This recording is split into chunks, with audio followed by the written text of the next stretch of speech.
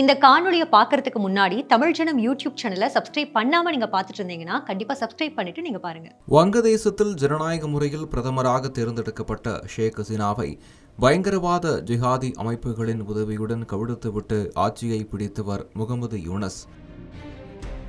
அன்றிலிருந்து வங்கதேச இந்துக்கள் பல்வேறு துன்பங்களை சந்தித்து வருகின்றனர். கிழக்கு பாகிஸ்தானாக வங்கதேசம் இருந்த காலத்தில் என்னென்ன கொடுமைகள் இந்துக்கள் மீது அரங்கேற்றப்பட்டதோ அதைவிட பெரிய கொடுமைகள் நடந்து வருகிறது.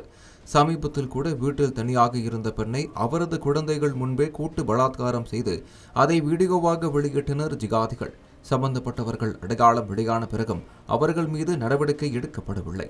இதுபோன்ற சம்பவங்களுக்கு கண்டனம் தெரிவித்த சின்மயதாஸ் போன்ற இந்து தலைவர்கள் எல்லாம் உடனடியாக கைது செய்யப்பட்டு சிறையில் அடைக்கப்பட்டனர். அந்த வகையில் முன்பு அரசுக்கு கண்டனம் தெரிவித்த ஒருவரை கைது செய்து சிறையில் அடைத்துள்ளது யூனஸ் தலைமையிலான அரசு. வங்கதேசத்தில் புகழ்பெற்ற பொருளாதார நிபுணராக இருந்து வருபவர் அபுல் பர்கான்.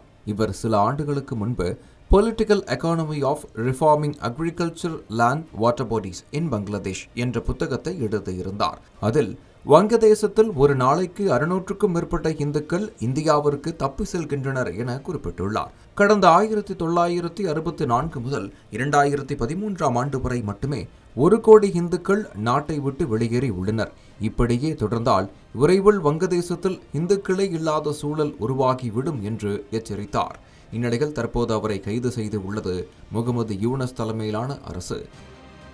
ஜனதா வங்கியின் சேர்மனாக இருந்தபோது அபுல் பரக்கத் பல்வேறு ஊழல்களில் ஈடுபட்டதாகவும் அதனால் அவர் கைது செய்யப்பட்டிருப்பதாகவும் அரசு தரப்பில் விளக்கமளிக்கப்பட்டு உள்ளது.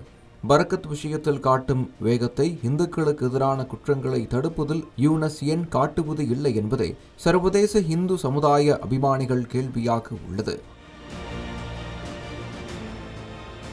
இது மாதிரி பல சுவாரஸ்யமான தகவல்களை பார்க்கணும்னா தமிழ் ஜனம் யூடியூப் சேனலை சப்ஸ்கிரைப் பண்ணுங்க.